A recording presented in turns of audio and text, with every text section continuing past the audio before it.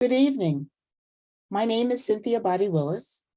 I want to welcome you on behalf of the League of Women Voters of Montgomery County, Maryland, a nonpartisan organization that does not endorse candidates or support political parties. In accordance with our mission to empower voters and defend democracy, we do sponsor webinars to inform the public on important issues. Tonight's webinar is entitled The Electoral College, a Help or Hindrance to Democracy. The United States Constitution requires that an electoral college convene every 4 years to determine who the president and vice president will be. Does this process ensure that the will of the voters is both heard and respected? If so, how is this accomplished? If not, should the Electoral College as presently constituted be reconstructed, or should it be abolished? If abolished, what alternative processes should be considered?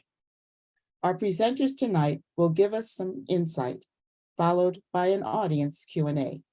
But first, some housekeeping details. This webinar is presented by the League of Women Voters of Montgomery County. The meeting is being recorded and is being live streamed to Facebook. The recording will be made available at a later date on our YouTube channel. Be sure to follow us on Facebook and subscribe to our YouTube channel. You'll find the links in the chat. The audience will be muted during the webinar, and the chat box has been disabled for attendees to minimize distractions. After our speakers make their presentations, we will have a Q&A session. The questions will be visible as they are answered. We encourage you to ask questions, but want to remind everyone to be respectful of our speakers and of each other. To submit a question, click on the Q&A button at the bottom of your screen. Type your question into the box, then hit send or return. We will answer as many questions as time allows. The program is scheduled to end at 8:30 p.m. Now I am pleased to introduce tonight's speakers. Rob Ritchie is the president, CEO, and co-founder of Fair Vote, a national nonpartisan organization dedicated to researching and promoting reforms around the Electoral College, ranked choice voting, voter registration, and related issues. Rob has also been involved in the National Popular Vote Interstate Compact, which has been enacted by 16 states, including Maryland. He has contributed to 11 books, including as co-author of Every Vote Equal and Whose Votes Count, which makes the case for the popular vote and proportional representation elections. Representative Jamie Raskin has not joined us just yet, but I understand he is on his way. Congressman Raskin has represented Maryland's 8th Congressional District as a Democrat since 2017, a district which spans Montgomery, Frederick, and Carroll counties. He is a resident of Tacoma Park and was a professor of constitutional law at American University for 25 years. He is a member of the House Judiciary Committee's Constitution, Civil Rights, and Civil Liberties Subcommittee. He has authored several books, including Overruling Democracy and We the Students, both of which are about the Supreme Court. Andy Craig joins us from the Cato Institute, a libertarian public policy think tank where he is a staff writer on election laws, electoral reform, polarization, political incentives, and other topics. He is also associate editor of the bi-monthly magazine, Cato Policy Report, and of the quarterly publication, Cato's Letter. It is my pleasure at this time to invite Rob Ritchie to begin tonight's program. Rob?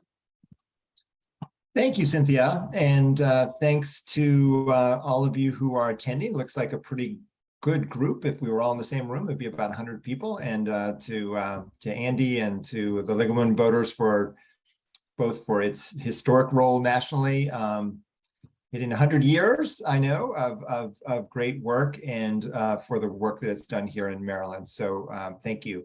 And this is a great topic. I think it's timely. I think this is, this issue of the Electoral College has been the subject of more constitutional amendment proposals in Congress than any other part of the Constitution. It's been something that has been an issue of discussion since the beginning. And in fact, one of the first amendments after the Bill of Rights was something that changed the way the Electoral College functioned in a pretty important way.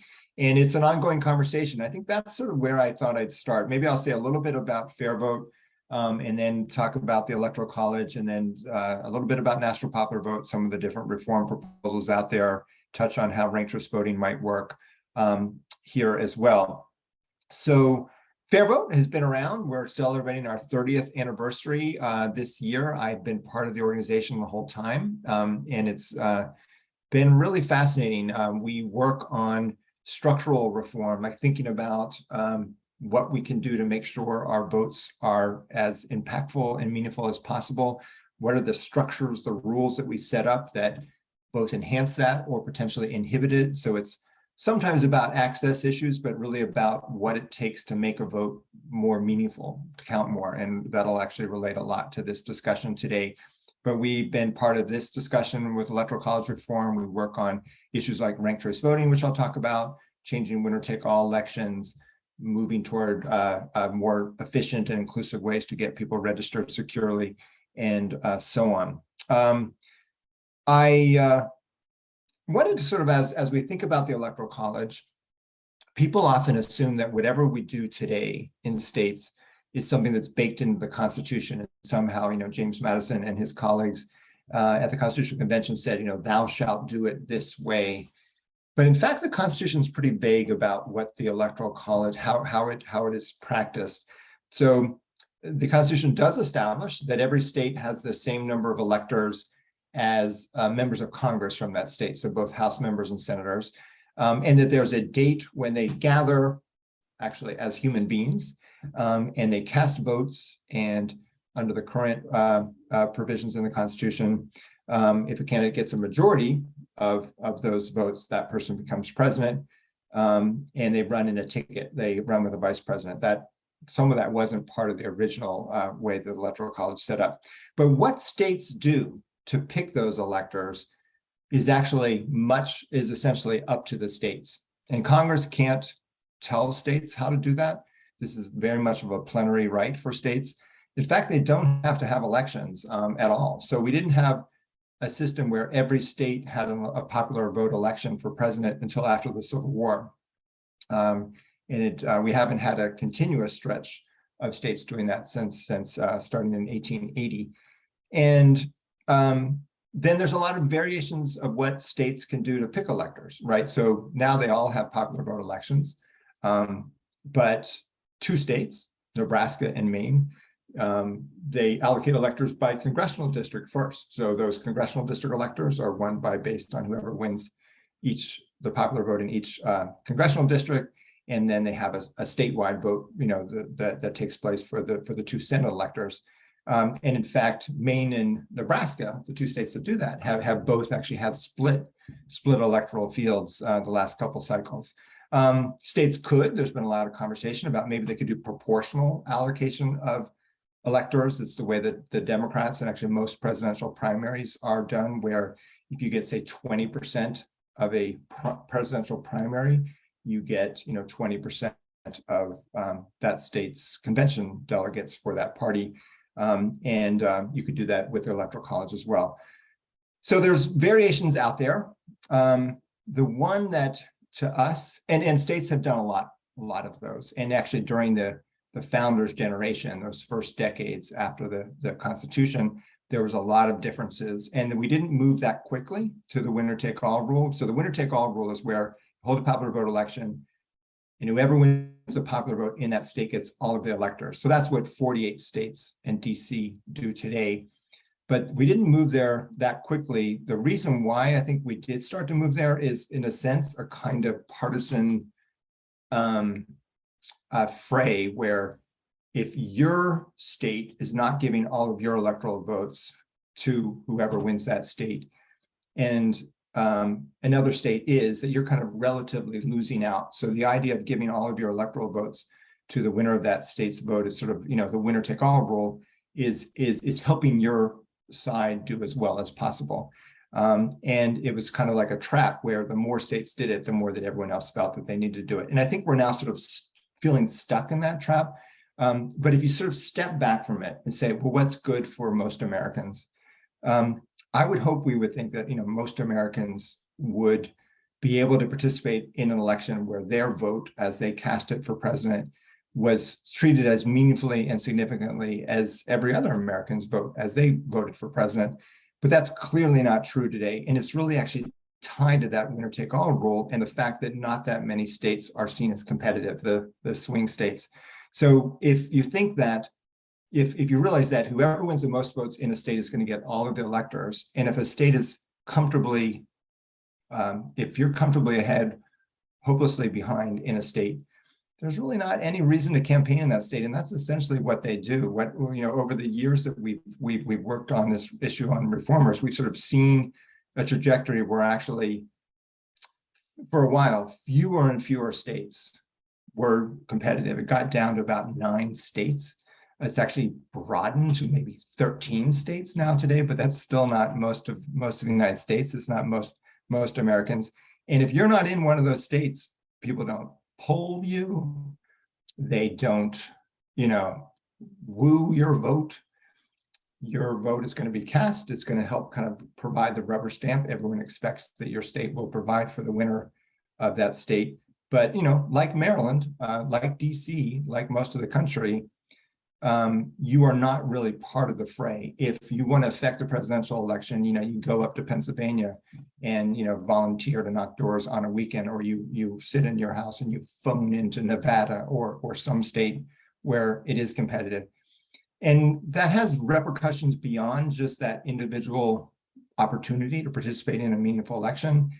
It is kind of a broader question about sort of states getting treated as seriously as other states, right? So there's a lot of pandering that happens for, the candidates kind of speaking to what a certain state has an interest, if it's a swing state.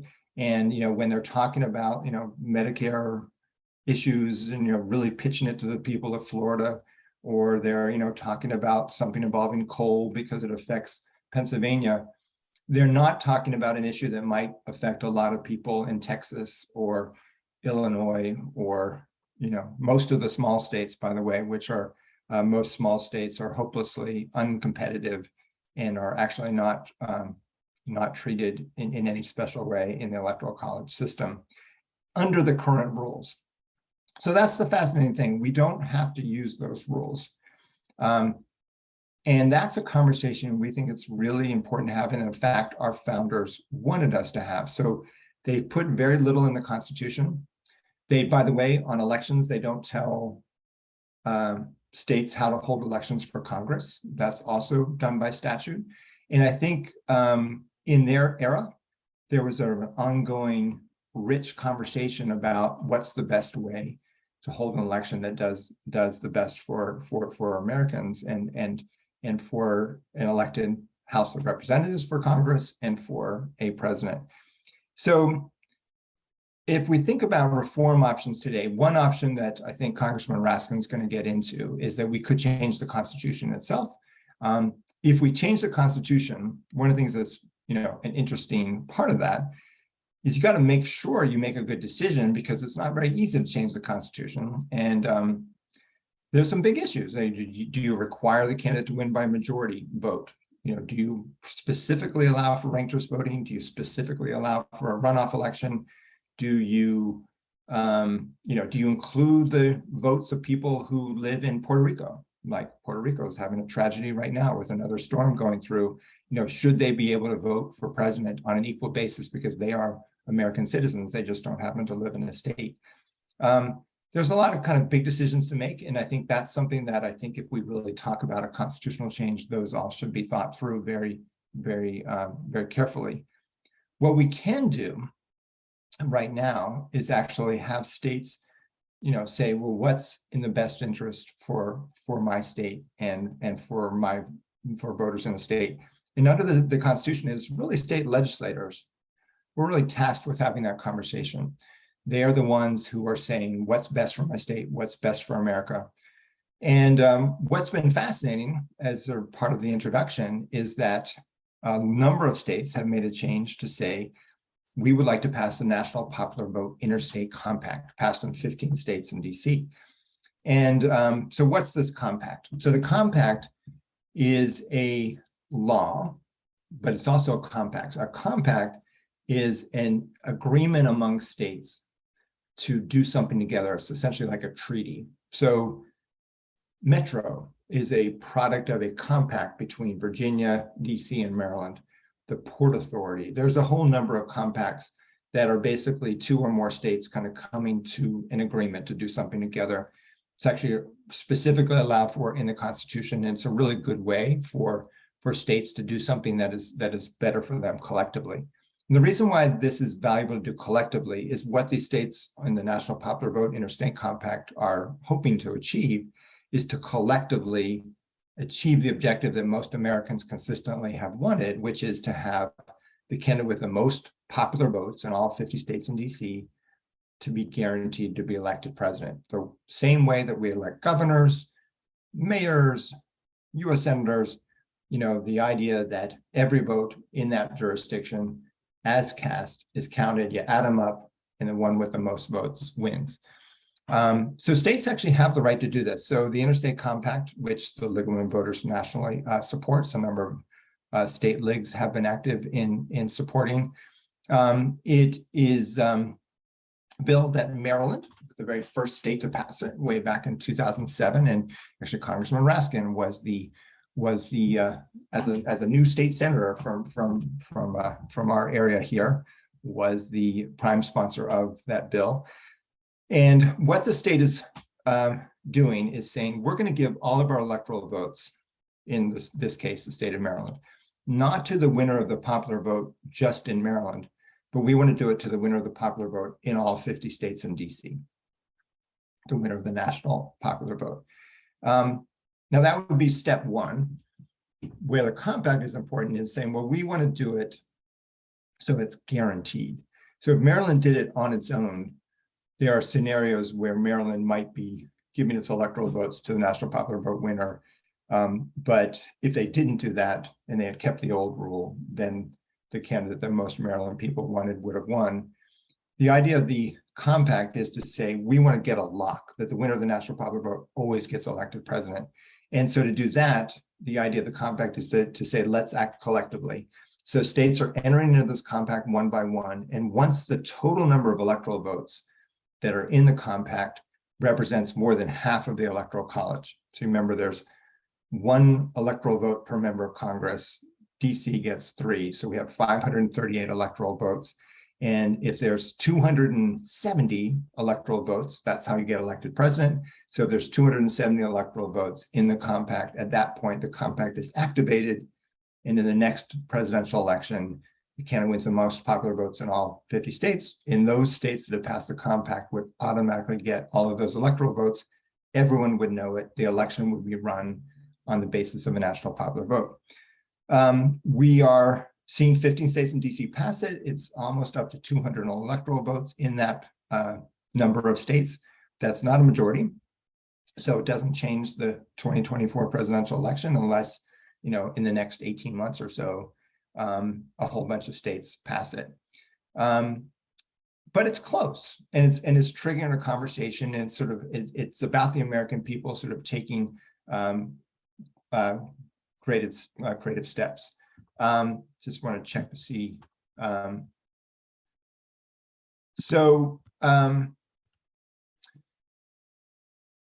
me briefly, because I know I want to have our other speakers share their thoughts. Mention that there are other ways that we can reform the Electoral College system. as we have this conversation about the compact.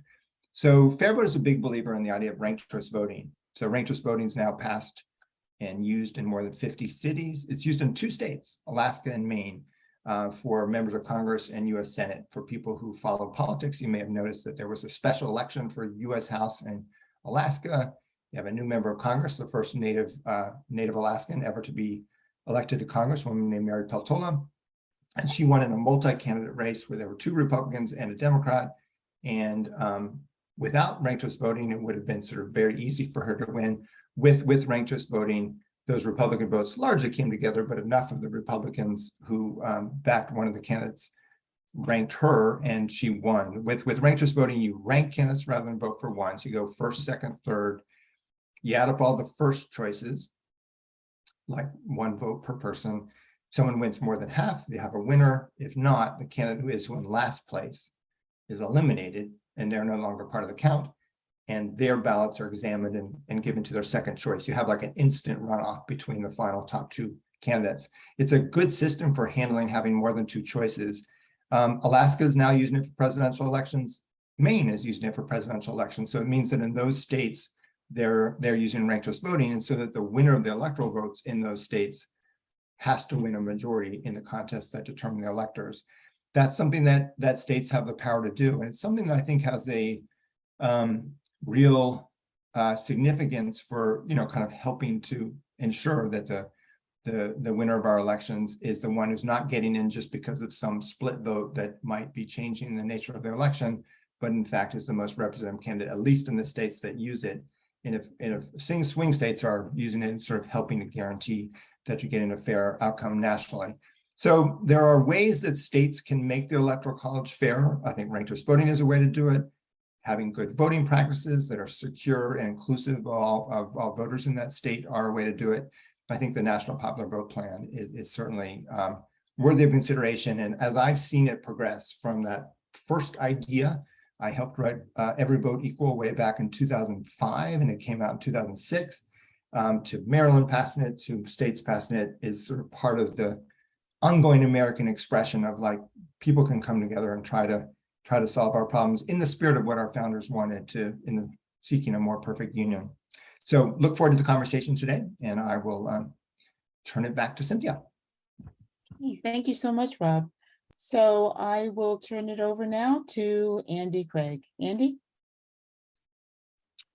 Hi, thank you. I'm happy to join you for this discussion. I'm a fan of the league and a lot of the good work y'all do, and I also like Rob, your work at Fair Vote and a lot of what you've been doing, particularly in ranked choice and proportional representation. I'm an electoral reform advocate in the same vein of a lot of those ideas. So I wanted to spend most of my time talking not about necessarily the merits of the Electoral College or the interstate compact. I'll come back around to that at the end. One of the main things I've been working on lately, and there was some news here today about that, is whether you like it or not, it's the system we have for now. And so we obviously all want it to work in a way that doesn't produce riots and violence in the streets or a constitutional crisis of the sort we had an uncomfortably close brush with in our last election. And so that involves something called the Electoral Count Act, which you might not have heard much about before, but has been getting more attention. So just kind of briefly the background history of this, as was mentioned by both Rob and Cynthia. The Constitution's pretty vague on some of the details of how the Electoral College works. It says states pick electors, states get to decide how they're going to pick their electors. Then Congress tells them what time they're going to meet. They have to all meet in their respective state capitals on the same day, which is currently in mid-December. And then those votes are sent to Congress, where there's a joint session of Congress on January 6th, and those votes are supposed to be counted. And then there's, if somebody has gotten a majority, that person has been elected president. This is a kind of intricate dance involving a lot of players, and it's a complicated process compared to most other kinds of election systems. in the first place, the state has to decide, we're going to pass a state law saying this is how we're going to pick our electors. And as was mentioned, every state, that's some kind of popular election, winner take all in most states. And then so we have the electors, and then the electors who are pledged to that party's candidate who won the most votes. They have to be formally appointed and certified before they can meet and cast their votes. And then those votes, I happen to have here an example of one.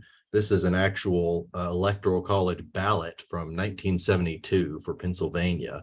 That was, so, when we talk about electoral votes in the Electoral College, it's not just an abstraction or points on a scoreboard. There's actual people meeting and casting real votes that have to be counted. And so then when that happens, it goes to Congress. And one of the big open questions is, what role exactly does Congress have then?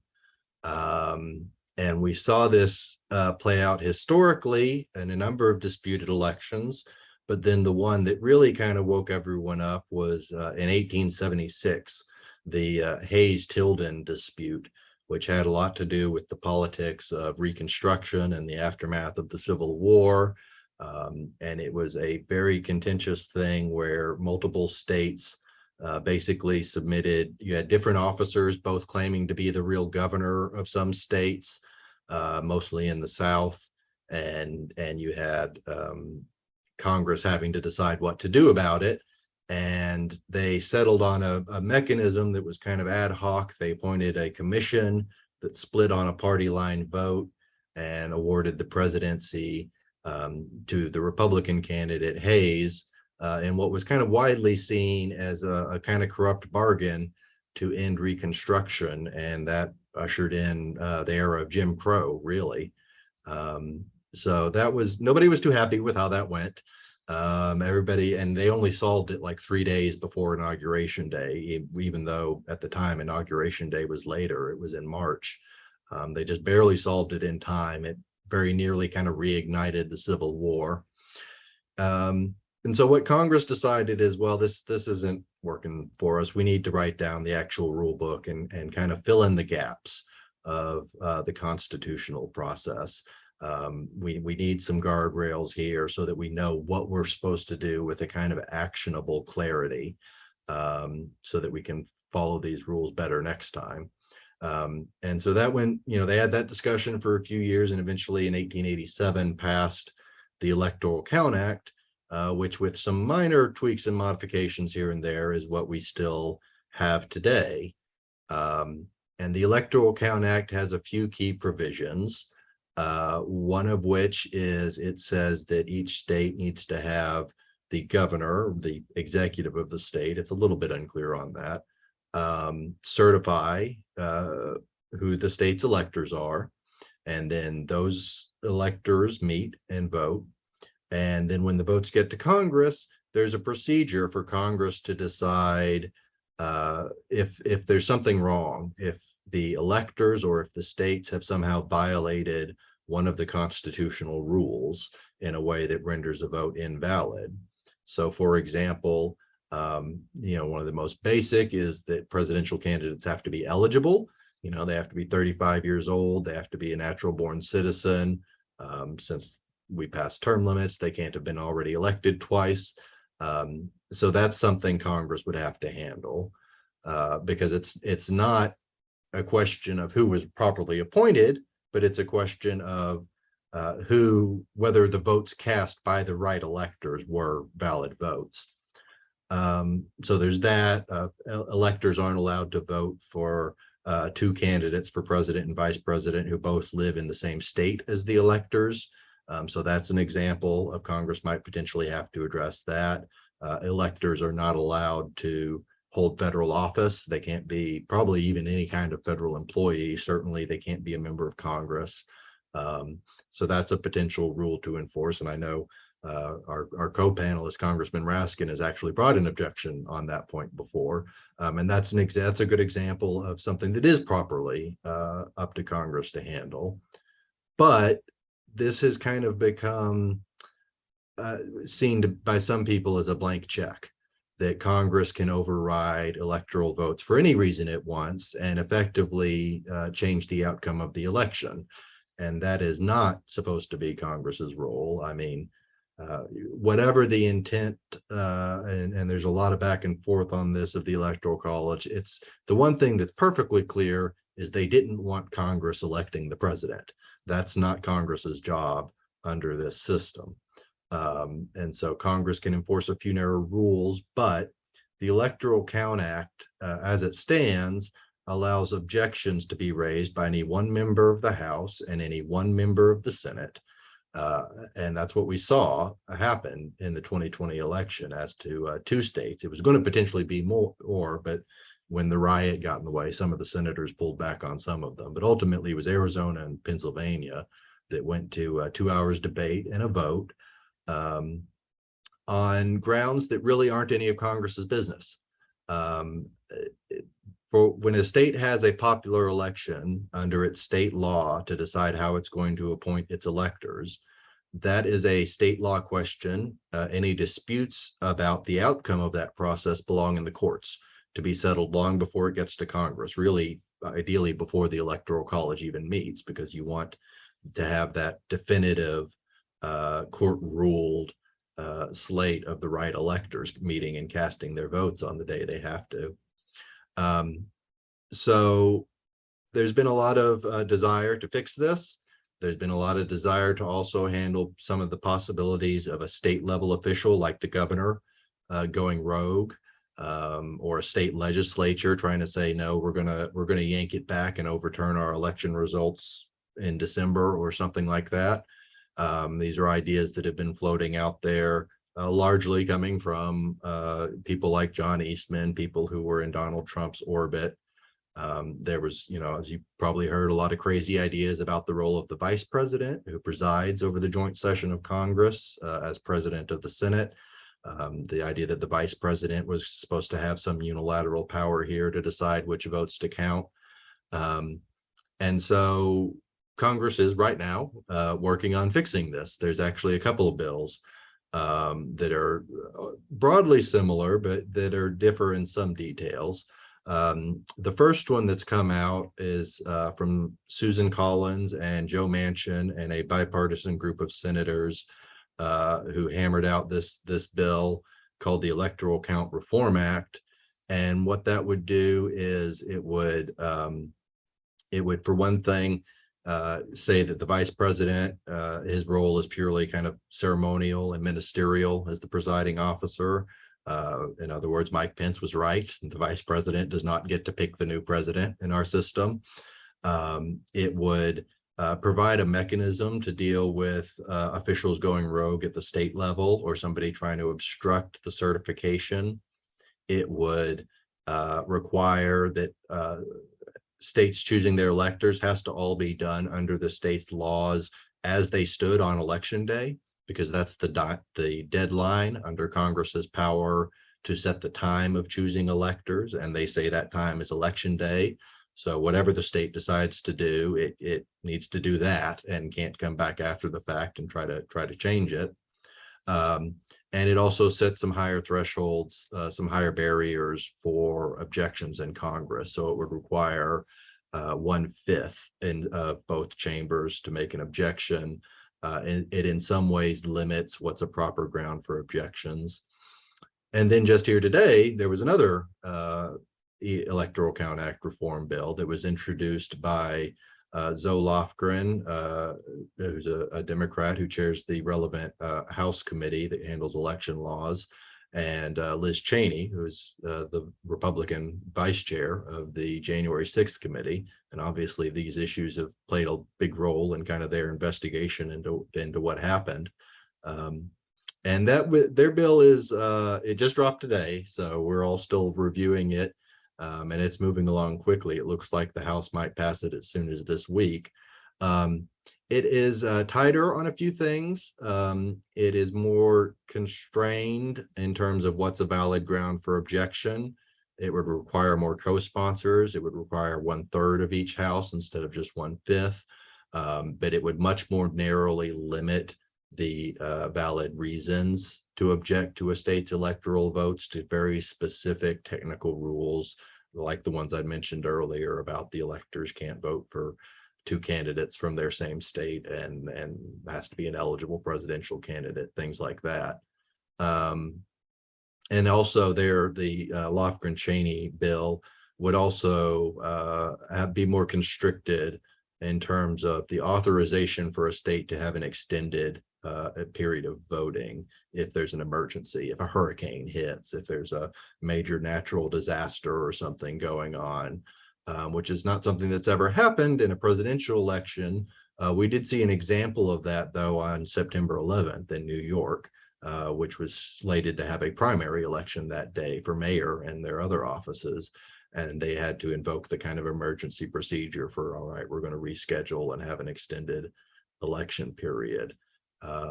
So, you know, there's some differences there between these two versions.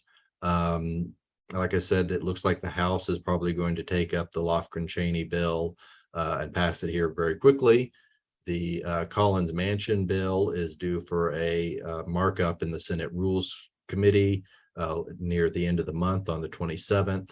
And so it's likely that what we're going to see is the Senate bill amended to incorporate some of the points in the House bill, which I think would mostly be good improvements.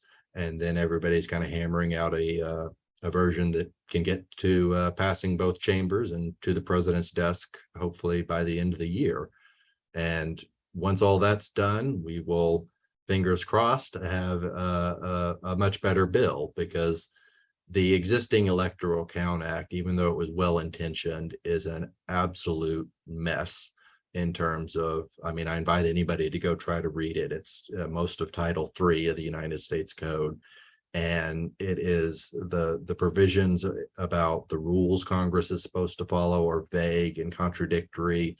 It has run-on sentences that go hundreds of words. It has vague terms that aren't defined, like lawfully certified and regularly given. So, you know, there's a lot of scholarship that's provided good guidance on how a lot of these things were meant to be followed. But really, you don't want to have to rely on that. You want the plain text of the law to tell you what rules you need to follow when we have, among other things, the nuclear football on the line. So that's what's been going on with that as kind of part of the response to what happened at the Capitol on January 6th and what former President Trump tried to do in terms of obstructing or overturning the results of the election. And I think it's good stuff, and I'm looking forward to it. I've written a lot about it at Cato, and so have several of my colleagues. And I'm feeling very good about what we're likely to get out of Electoral Count Act reform. So that's the main thing with all that. I will come back around briefly to address the interstate compact, like Rob has talked about. I am not a huge defender of the Electoral College on the merits. I think even some of the arguments that get made for it by its defenders don't have very good historical grounding in terms of, you know, like, I don't think it's the case if you look at the evidence from the Constitutional Convention and the ratification debates that heavily weighting smaller states or rural votes was really part of their intention or why they did it. And at the same time, it's pretty clear that one of the things they did expect is that electors would have a free vote, that these are supposed to be real people who make a real decision. And that pretty quickly went by the wayside. And we actually had a Supreme Court ruling coming out of the 2016 election where states for the first time enforced their laws binding their electors to vote for the person they were pledged to vote for from their party. But I do have some practical, kind of along the similar lines of the Electoral Count Act. I've read the Interstate Compact bill, and I worry about its lack of a mechanism for creating a definitive resolution, a way to decide who actually won the popular vote. And there are ways that could be ambiguous that aren't immediately obvious. One example I've written about is the 1960 election, where Alabama, for segregationist politics reasons, did something weird with how they chose their electors. And to make a long story short, there's no clear way to say exactly how many votes you count for Kennedy and Nixon. And because the national vote was so close, that means it's actually not any clear way to say who won the national popular vote in 1960. And that didn't matter because it didn't affect the outcome of the Electoral College. Kennedy won an Electoral College majority regardless. But I think it's a real danger, and some of the states where Republicans hold the majority in state legislatures have seen that kind of example. I mean, a state could do all kinds of things like not put the presidential candidate's name on the ballot. It's also not clear to me how, if a state uses ranked choice voting, do you count the first round or the last round, or how that would work? And it would basically be up to the Secretary of State or the equivalent in every state in the compact to kind of analyze the situation and reach their own determination about who won the national popular vote, and so who gets our state's electors. So I have kind of, I'm less on board with the constitutional objections to it. I think the basic idea of the compact probably is constitutional. The states could do this, but I worry about addressing some complications in how we tabulate that national popular vote figure that could come up. And it would be, amending the Constitution is hard, but as I'm sure Rob knows, getting half the states or thereabouts to pass a bill through their legislature is also hard. So this is not necessarily an easy thing to go back and fix on the fly. I think it's worth considering the possibility of an election crisis if we did find ourselves in that kind of scenario where there was a dispute over the outcome of the popular vote under the compact. So that pretty well wraps up what I had about ECA reform and the compact. And with that, I will turn it back over to our hosts. Thank you, Andy. I understand from Congressman Raskin's scheduler that the House is voting day in the life of a congressperson. So if he's able to join us later on, he will, but we're going to go ahead and start the Q&A session. So I'm going to turn this over to Amelia now. And if the congressman is able to join us a little bit later on, we'll stop the Q&A to allow him to make his remarks and then go back to it. So thank you for your understanding of that. Amelia? Thanks, Cynthia.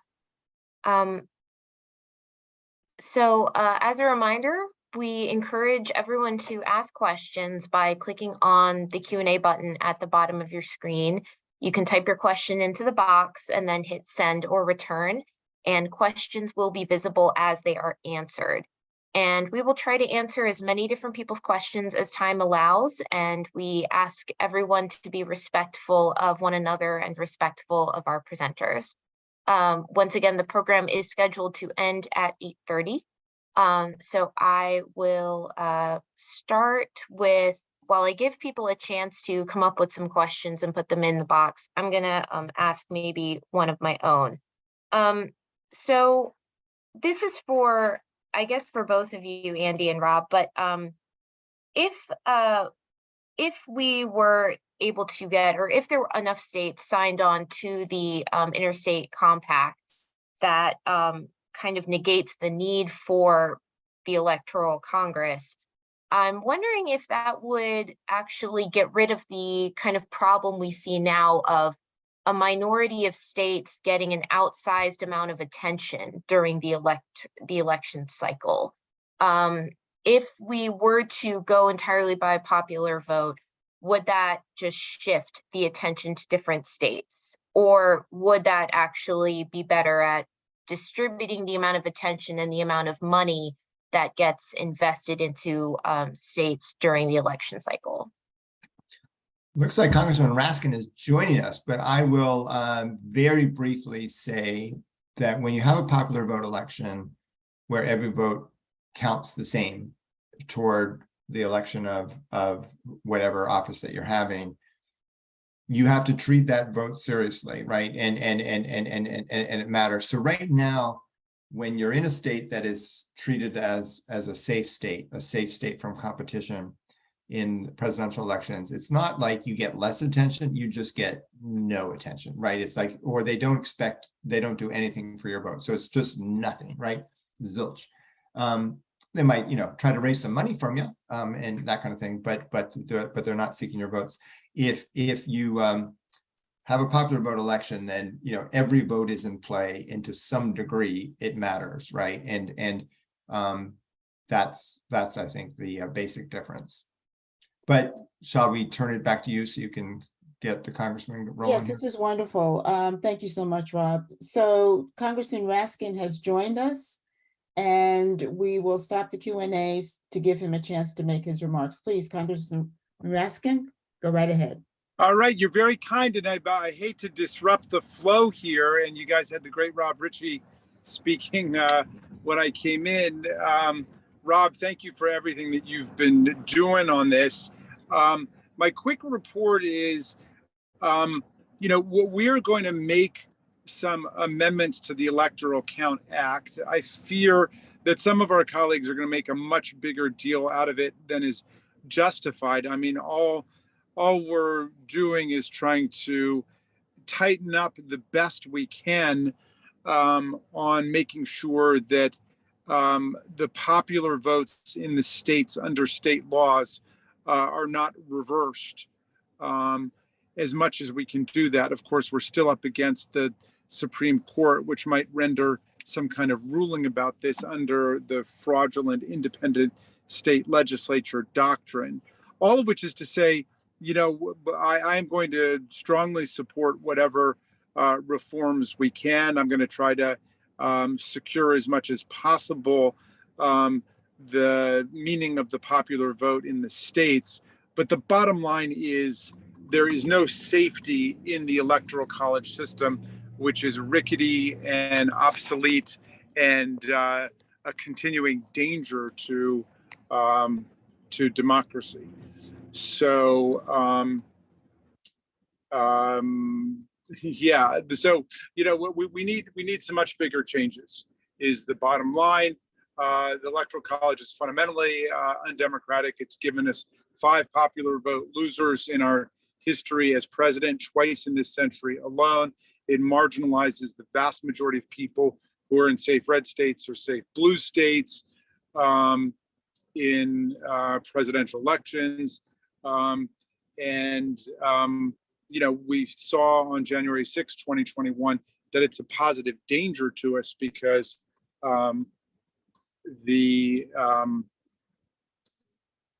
because there are so many kind of nooks and crannies and springing traps and hidden byways in the Electoral College system, which was designed for a time when the country literally did not have the transportation and communications infrastructure to have a nationwide election, much less a constitutional right to vote.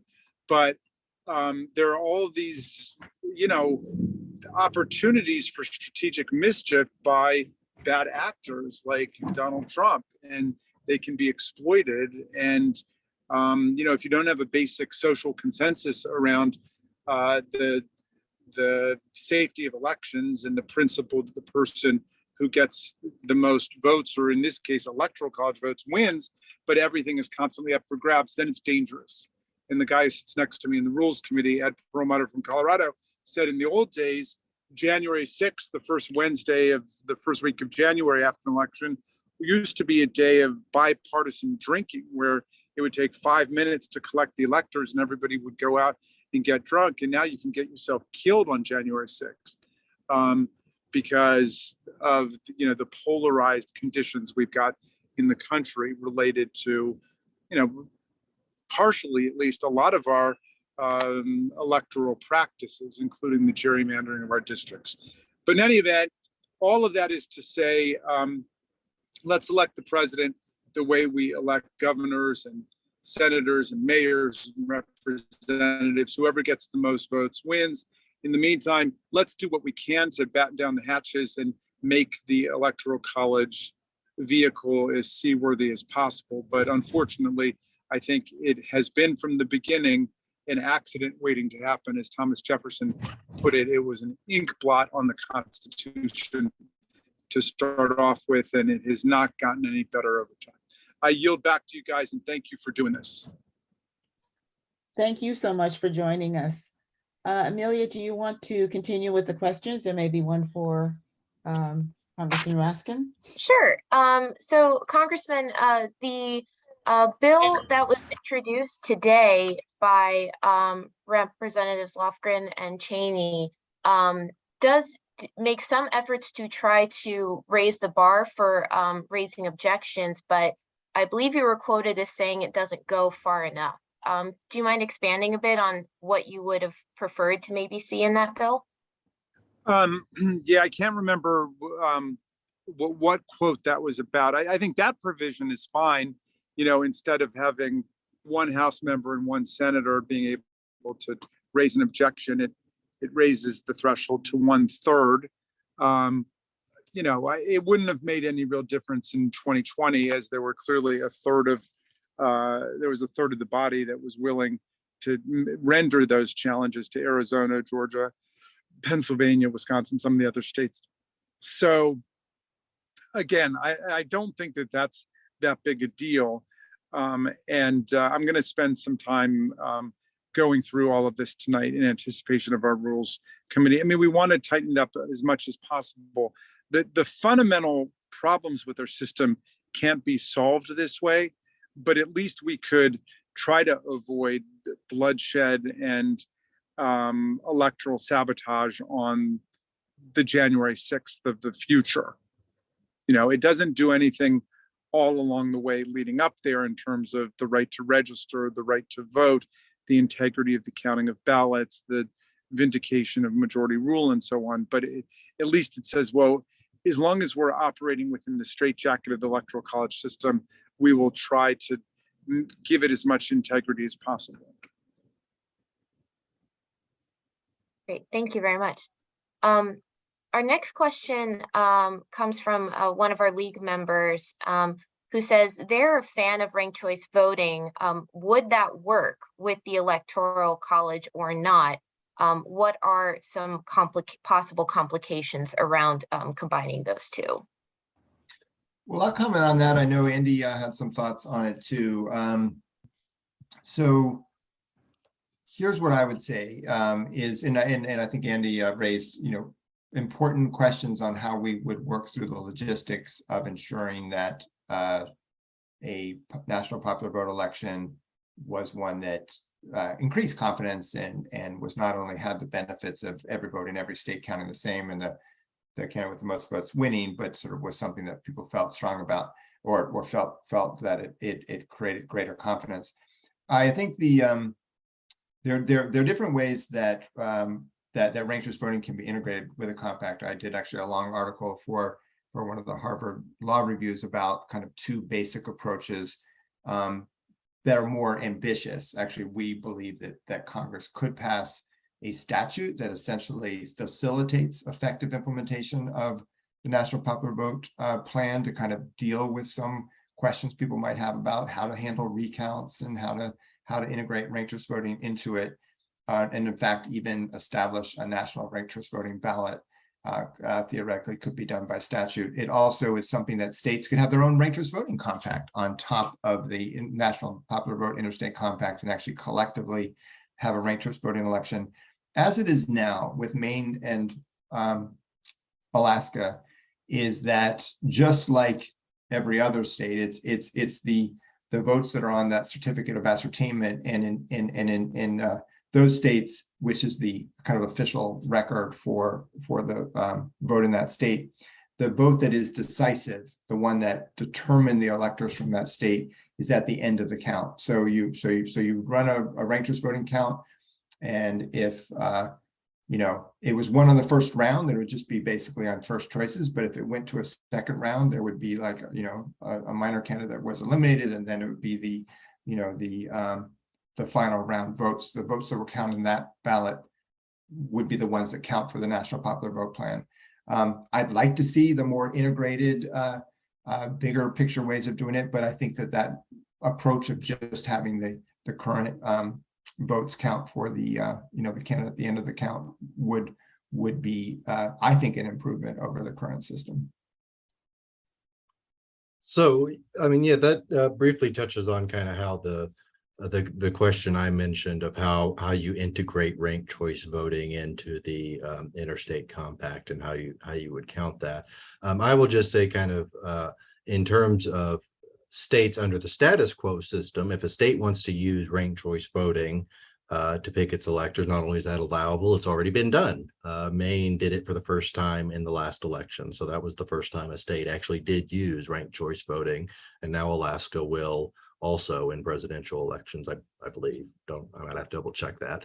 But so yeah, I mean, states, as it stands now, states have a lot of freedom to experiment. It does get more complicated when you're talking about somehow compiling all these states into a national popular vote tally and what the exact mechanisms are going to be for that, though.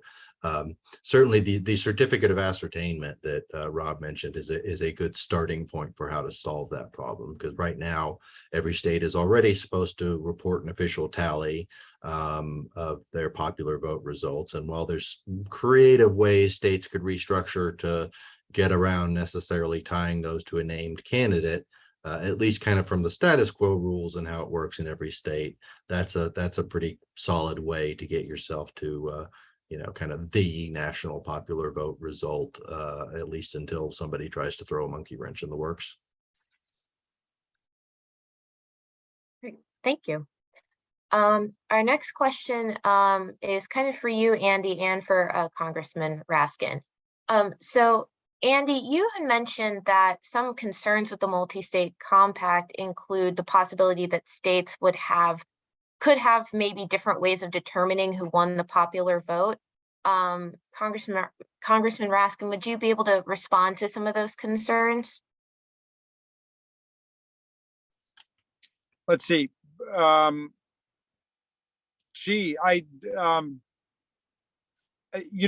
the National Popular Vote Plan, we are looking to tabulate all the votes. So I'm not quite sure if I understand that question. Is that a question about ranked choice voting? If I could, since you weren't on earlier, I could maybe kind of explain real briefly. Okay. I had brought up, for example, there's a historical debate about the 1960 election because Alabama did something weird with unpledged electors, and how you count that could determine whether you say Kennedy or Nixon won the national popular vote. So I expressed the concern that there's not a mechanism for the states in the compact to come together and agree, or some procedure for saying this is the definitive singular. So I was raising the concern that states might reach conflicting determinations about that if there's an ambiguity, which isn't usually the case, but it's theoretically possible. I see. Well, yeah, all I would say about that, look, first of all, but I stipulate that it's not perfect. What we're trying to do in the National Popular Vote Plan is to get out of this antiquated and obsolete and dangerous Electoral College system. So we're trying to create the National Popular Vote Compact as a bridge between where we are now and a future where we would just move to a national popular vote. But in a situation like that in 1960, where you've got, ambiguous or the ambivalent electors, that would not be a problem, because what we're interested in, of course, is the number of votes. And, but Rob might be able to help out here, but I'm quite certain that there is a mechanism that we have for the tabulation of the votes across the country and adding it up. And, a very close election like Bush-Gore is still one that is generally settled by something like 500,000 or 600,000 votes. That's considered a very close election. So you don't get where, you might get that in a school board election or a city council or state election, but it's very, very unusual that you get, even an election that's considered close, like 2020 is one where Joe Biden beat Trump by more than 7 million votes, or Hillary beat him, in 16 by more than 3 million votes. Yeah, and I would say that if the National Popular Vote Plan, when the National Popular Vote Plan is in place, every state will know that a popular vote election is how they will determine the presidential election. All the compacting states have to have a popular vote election, but of course, any state that for some reason chose not to would be sort of willfully keeping their state's voters out of the presidential election. I think that would make them rather unpopular. One thing to kind of ground this is that a strong majority of Americans want a popular vote for president. It's how they participate with everything else. So I think that there will be, I think, a lot of political momentum to implement it, as effectively as possible, just as we've seen when we win ranked voting in a bunch of cities and now states. It's like, even if someone didn't support the policy as beforehand, they kind of start getting ready to make it work. And that's, I think, what we would see in this situation also. Yeah, if I could just add one little PS to that. Before the 19th Amendment was adopted to the Constitution, a whole bunch of states, a couple of dozen states, several dozen states gave women the right to vote. Now, some states still were on the sidelines and didn't do that, but those states nonetheless prefigured where the country was moving. And under the National Popular Vote Interstate Compact, the compacting parties, correct me if I'm wrong, Rob, but are bound to follow the entire national popular vote, including even the votes of people in states that didn't want to formally join. Yes, that's central to the enterprise. All states in DC that have electors are part of the popular vote. Great, thank you. Our next question is there has been talk of calling a constitutional convention to amend the Constitution regarding the Electoral College, but we've not seen one of those for a while. And what would be the advantages or dangers of having a constitutional convention, as well as how could it possibly change how we vote for president and vice president? One of the things about the Article 5 process, which for those aren't familiar, this is a never before used procedure where if enough states, 2/3, request a new constitutional convention, that convention would have to be called, and then that convention can propose amendments, basically filling the role that Congress does under the normal process. And then those amendments would have to go out to be ratified by 3/4 of the states. Because it's never been used, there's a lot of uncertainty and ambiguity about how it would work, and how exactly you count these calls from the states for convention. But one kind of historical thing that's relevant to the point the congressman was mentioning is kind of similar to what's being done with the Interstate Compact, is the idea that basically it's pressuring Congress into getting it done. And that's what happened with it's basically how we got the 17th Amendment, which allows for direct election of senators. There was a growing move from the states that if Congress doesn't pass this amendment, we're going to call a convention for it. And so then Congress didn't want that, didn't want all the uncertainty. And there's a lot of very strong opinions about what may or may not happen if we ever had a convention. And so Congress basically, just did it itself and then and then it was ratified.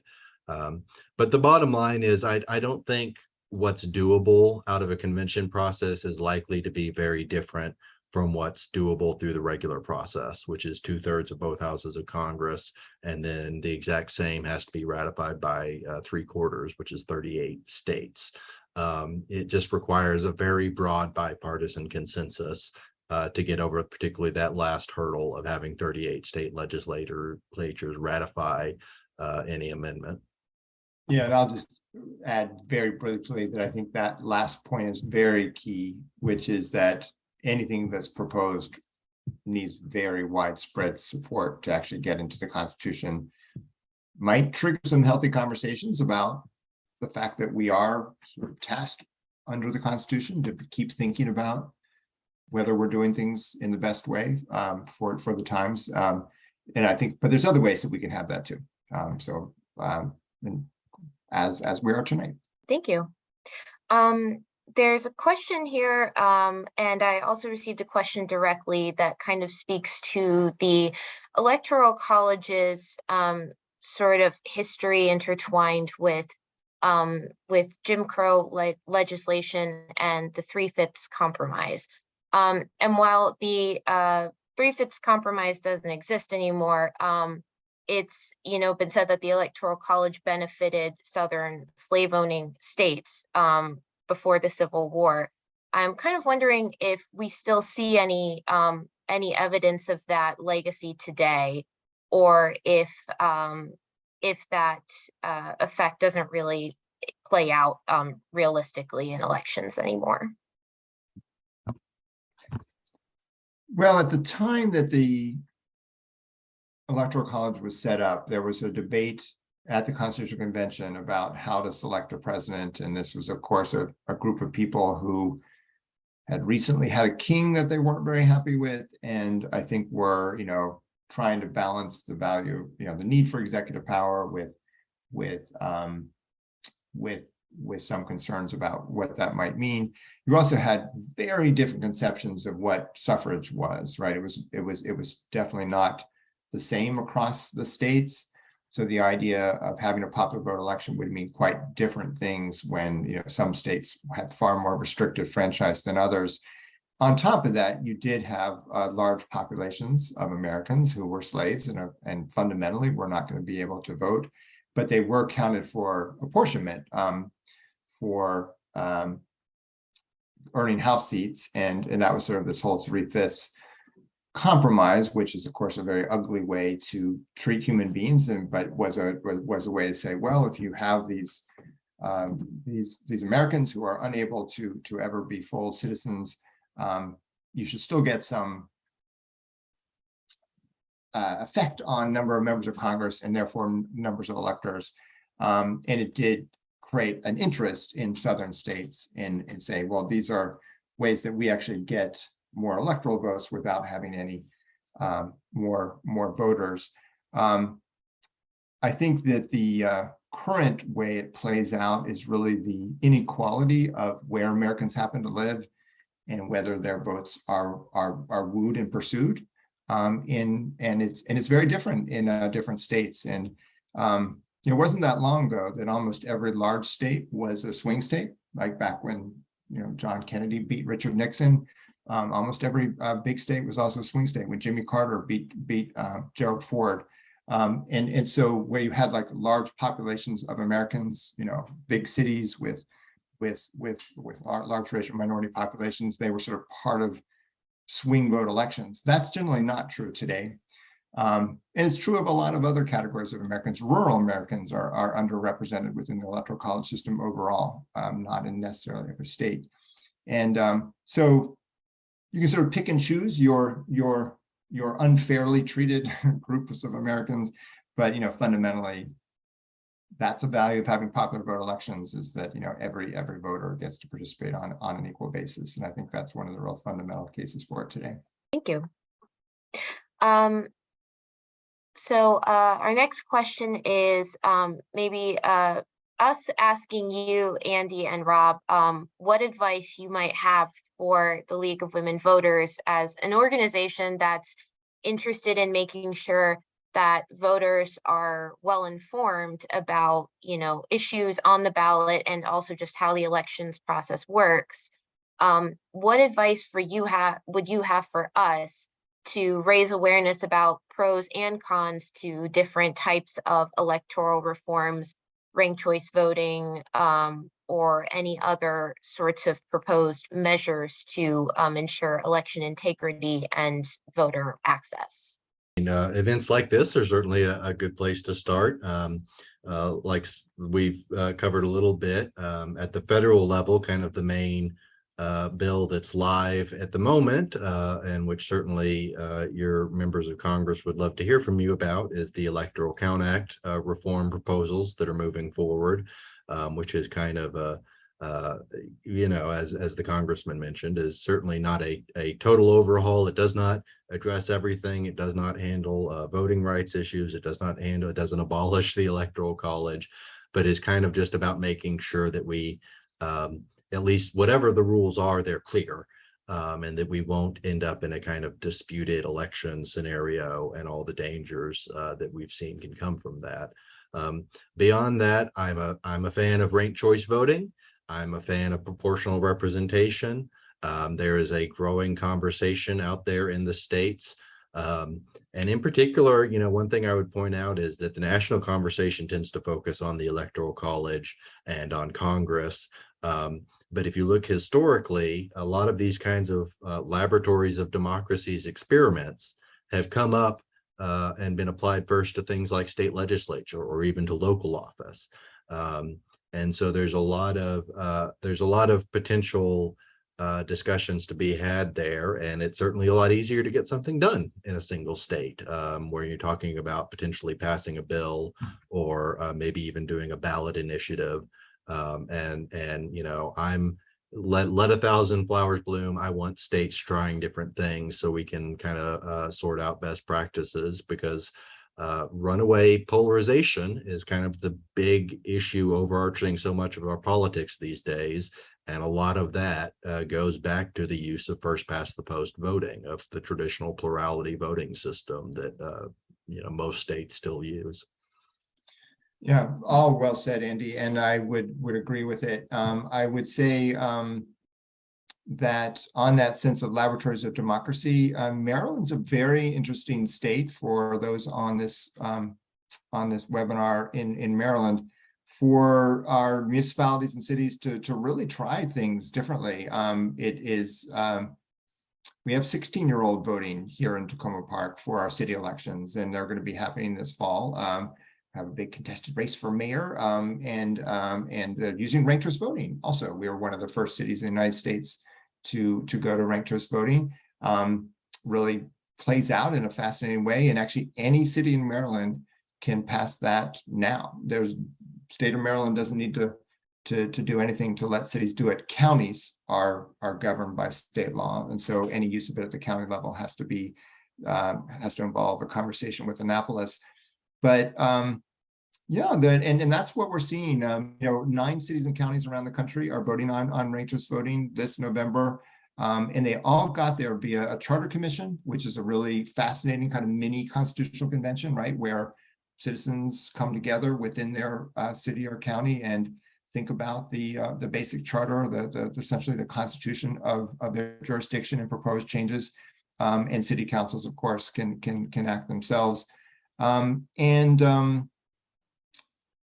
One of those cities, the big city in Oregon, Portland, is actually voting on proportional representation. And Andy's mentioned that a couple of times. It's a big thing, a big issue of interest for us, something we've supported a long time. There's a bill in Congress that Congressman Raskin supports, the Fair Representation Act, that would apply that principle to congressional elections. But it's one that is in that spirit of like, can we make sure that every voter has a chance to participate and have a meaningful vote?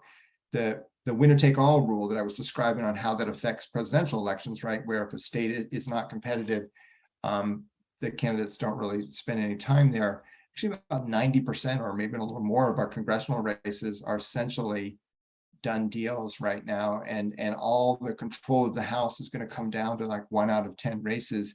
And a proportional system kind of opens up the chance for more voters to be part of all voters, really, depending on the degree of openness the system creates, to be part of a meaningful election and actually have a fair chance to win a voice in government. And that's going to be on the ballot in Portland, and those kinds of conversations could happen in Maryland and other cities too. Great, thank you. Our next question says, much of tonight's discussion has focused on the benefits of electing the president by popular vote, but are there any benefits that either of you can name for still using the Electoral College that we would lose by switching to a popular vote system? I'll comment briefly, and Andy, why don't you add on? One thing that's interesting about the compact, I've been an ally of those working for the compact since it really got started back in 2004. And interestingly, there are people part of that effort who are huge defenders of the Electoral College. They really do not want a constitutional amendment because they believe it's important that states have the ongoing ability to decide how to choose our president. They believe that today the best action for states to do is to have a popular vote for president. But if there's a constitutional amendment, it's sort of out of the hands of states. So the Electoral College, one way to think of it is every state has electors. Collectively, they are kind of deciding the basic rules of the game for how we pick the president. And there are those who think that's the right place. Those are the right players to make that decision, rather than essentially have states hand that over to essentially a constitutional norm that makes it the same. I'm probably of the mind that we are ready to put that in the Constitution, but I also sort of respect that point of view. But I think that's one way to think of a value of the Electoral College, is that it is a sort of a great example of a state right. I mean, I you know, like I said, I kind of see the pros and cons on the overall argument about ultimately getting rid of the Electoral College versus a popular vote. I mean, one of the downsides certainly to be aware of is that our election system is totally run by the states. And so if you have any kind of national popular vote, there's going to be, by necessity, some degree of centralization of the rules over that process. The compact would do it less so, but that leads to some potential practical problems. If you did it potentially by a constitutional amendment, then I think you would probably have to nationalize some things about, for example, ballot access, and saying, you know, what candidates are going to be on the ballot in each state, which right now is up to each state. You might have, you know, questions about ranked choice voting and all that sorts of thing. And you know, one can look at it and certainly decide that's an element of decentralization that we're comfortable giving up, and we're okay with having a more national set of rules around these things. But it would be a big change from how elections work, and you'd have to very carefully consider the details when you consider the reality that these elections are still going to be administered by the state governments under their relevant state laws, and you know, how that's going to mesh together is something you have to give a lot of consideration. Great, thank you. For the next question, I'm going to kind of combine a couple. So one person asked, said that their concern with the compact is that most voters may be unaware of it, and so if it were to be implemented, they might be angry if a presidential candidate won their state by a wide margin and it didn't line up with what the electors for their state voted for.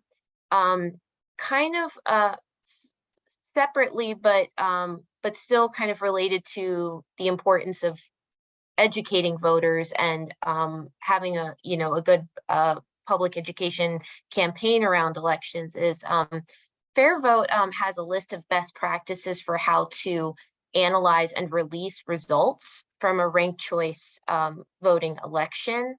So it's kind of hoping that both of you could speak to what you think are best practices for informing voters about how a change like national popular vote or ranked choice voting is implemented in its first go around, and what people can expect to see when the results are actually coming in, because that affects their impression of the legitimacy of that election using this new system. That's a good articulation of the question there, Amelia. I would say the world that would exist after the National Popular Vote Plan is activated would not be obscuring the fact that that was governing the election, right? It would be the way that the whole media apparatus, the whole campaigns would be aware of that, and all the people who care about presidential elections, which these days are a lot of us, would be talking about the fact that this is how it's going to work, right? And so it is, I think, wouldn't be a secret, and everyone would know how it works. And it gets a little bit to reporting of results, right? So we're very used to, under the current system, the fact that they elevate who wins each state, right? You know, Texas is red and New York is blue, and the maps are filling out with their colors as each state's votes come in. But if that wasn't governing the election anymore, that would be kind of like an academically interesting thing. Just like today, it's actually quite interesting to me about county results, and like, oh, you know, there have been some really fascinating changes, by the way, for wonks in the patterns of how county results are going. The median county, by the way, was won by at least 40 percentage points in recent presidential elections, and and so on. You can get into the weeds of it, but it's not really part of the national media conversation because it doesn't affect the election. Similarly, all the attention would be that big set of numbers adding up, right? Who is winning more votes and where the votes come in, and in a sense, as we wait for the popular vote election in any given state, it's like, what's the votes coming in?